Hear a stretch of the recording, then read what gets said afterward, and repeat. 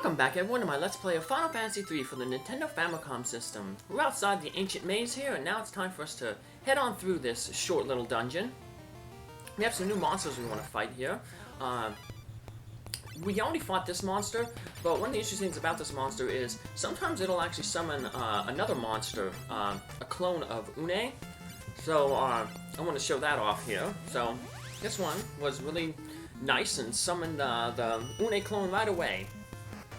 So, the Unei clones tend to have really good magic defense, so they don't take too much damage from magic. So your black mage or your magus won't be dealing too much damage. So, you have to rely on good old Fang's abilities and some of Tangeweenie's more powerful summons to take the Unei clone out. I'm going to mainly stick around the beginning part here because there's a monster that's really only found in the first and second areas, and it's kind of rare, so I'm gonna stick around the front area here and farm the monster. That way I can go heal up real quickly at the crystal. So because after this dungeon we're gonna have to head into the Forbidden Land Eureka, and there's like no real healing in between there, so I want to save my resources.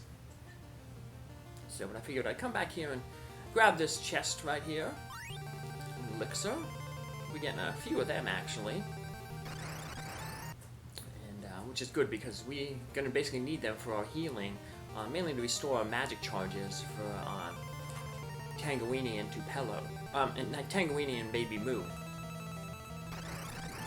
Here we go, here's the new enemy we wanted to meet, the Iron Claw. So, yep, these guys luckily aren't like the other ones that split, so will actually give decent experience. So, but they do not have the really great magic defense, so we'll wipe them away with Leviathan. I don't mind using the powerful summons here, because I'm getting ready to go talk with the Earth Crystal. And the Earth Crystal is basically like an inn. It will heal all our hit points up and restore all our magic charges. So, that's why I wanted to just farm that enemy right here. So, I got lucky I didn't take too long to find it. But, there's basically 5 areas in here. There's the entrance area, the left, center, right, and then the end. We start on the entrance here, we end up in the left area, and then we're going to shoot across to the right, and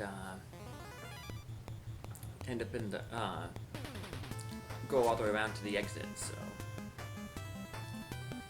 Just have these bone dragons. They're not too bad, because they do have a weakness to fire, so a Freet will do a lot of damage to them. That's the Hetra summon. Yeah, we don't have a like a level 3 black magic. We didn't end up buying that because we didn't have basically the room for it.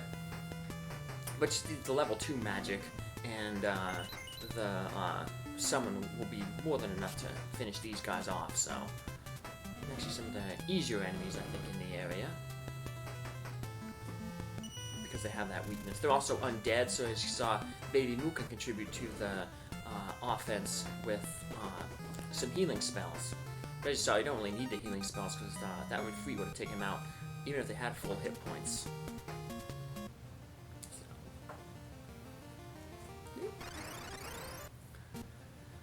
Alright, head over this way, grab some treasure chests here. In the first area here, the first 2 areas here, we can run into those Iron Claws, these Thanatos enemies, and the Great of Demons, the ones that summon the Unei clones. Once we get to the middle area, the Great of Demons and the Iron Claws disappear, and they're basically going to be replaced by a different enemy, the King Behemoth. So if you're farming for, like I said, for bestiary, you want to make sure you grab the Iron Claws and the Great Demons and the Unei clones on these first 2 screens. Bunch of gear here, Crystal Mail, slight upgrade to the Genji gear. There's a few new upgrades here, but most of the upgrades we're going to be getting aren't classes that we're going to be using, so...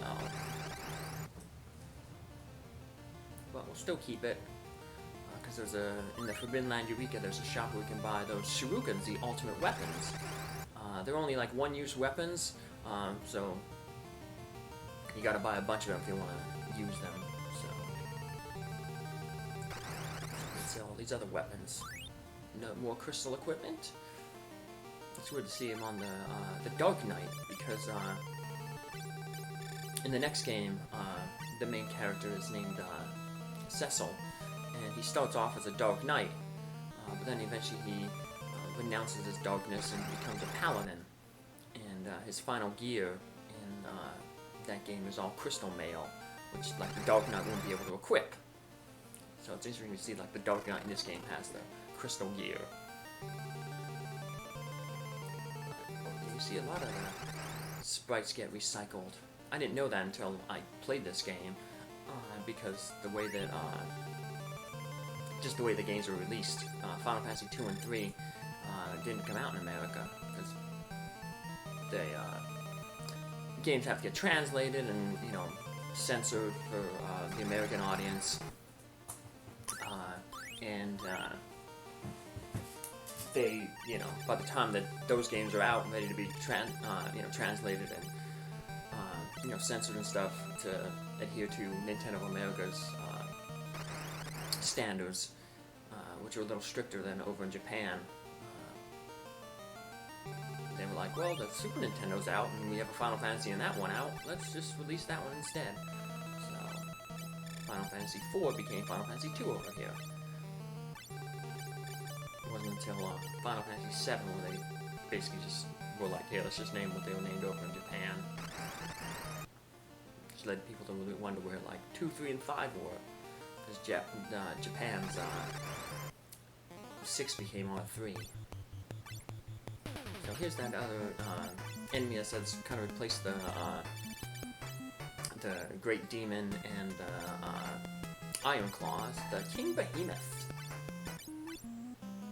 So, scary little guy here. We'll see a bunch of them in Final Fantasy 4 too. So, and all these summons too will be making a reappearance. So, not as tough as they are in Final Fantasy 4, King Behemoths, but still an in-game enemy.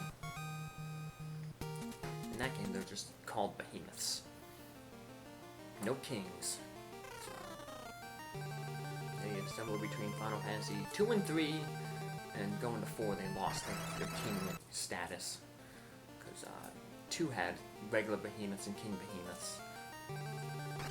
So we're in the second to last area, the right area. It's kind of a little mazy, but not too bad. Healing here. Luckily, the only thing you really have to worry about here, the main enemy to worry about is the Thanatos enemies, the Headless Horseman guys, because they can turn your characters into stone. So, if you're really obsessive-compulsive like I am, and you want to make sure everybody has, like, the same experience, so they all level up at the same time, you want to watch them, so make sure that anybody who gets petrified gets either healed by the Devouts or the White Mages Insuna spell, or you use a gold needle on them. Speaking of petrification, that Omni Rod that we got, that the Summoner is now using, that is similar to the Golem Staff, where it can petrify enemies, slowly petrify them, with like 3 successful hits. So now we have 2 characters doing slow petrifications. So got a Dragoon weapon, the Spear, and then the Hell Claws are for the Black Belts. And here we are, basically at the second to last dungeon. The Syrcus Tower. Straight ahead is a doorway, and that leads to the Forbidden Land Eureka. There's going to be like a mirror in there. And that mirror, if you have the Eureka key, which you got from when we defeated Unei and Doga, that'll unlock the Forbidden Land Eureka, and that's where we're going. But since we have a lot of time kind of in this episode, and we're going to eventually have to go up the Crystal Tower, and I don't want to jump right into the Forbidden Land Eureka here, I'm going to clear out the first floor here of the Crystal Tower. In the rear of the Crystal Tower, we have another door there, like another mirror, and that one you have to use the Syrcus key to open up. So yeah, even if we would have came back this way, when we first came into the Ancient Maze to get the Earth Crystal, we would have been blocked here, because we would have got to this floor and we wouldn't be able to go to either the Forbidden Land Eureka or further up the tower, because we have those locks that are going to block our way. Not going to block our way now, because we defeated, you know, Doga and Unei to get those two keys that they basically had to sacrifice their life force to create.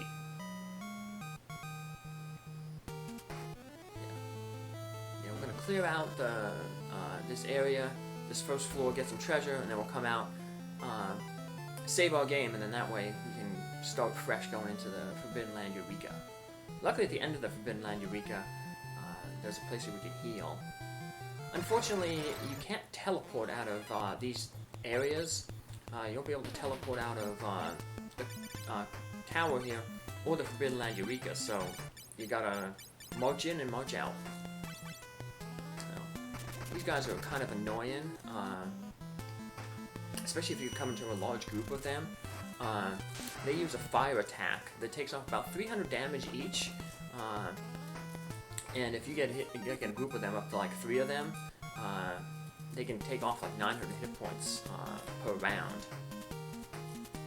Really annoying if they back attack you or they ambush you. So both sides are similar, where it looks like it's a dead end, but we just look for the wall with the little crack in it, and we walk through that. Here's the back, get some treasure. Purple Wave casts Flare. The White Musk does Holy. These guys are gonna eventually want to fight a little bit more, these Block enemies. They're like the Great Demons in that they can summon an enemy to help them out.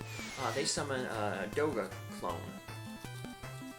So, if we don't have one of them summon, we'll just have to farm it eventually. So, but we have plenty of time to run into them, so don't really have to worry about farming right now. We just hope that the odds are in our favor, and that we run into one that decides to summon real quick, like the Great Demon did at the beginning of this episode. Just decides, hey, the first thing I'm going to do is summon.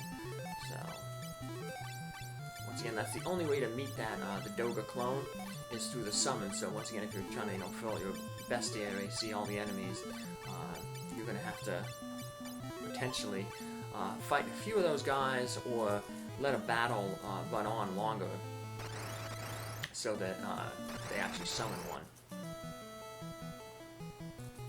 I don't know what the percentage of using that spell is, but probably less than 50%.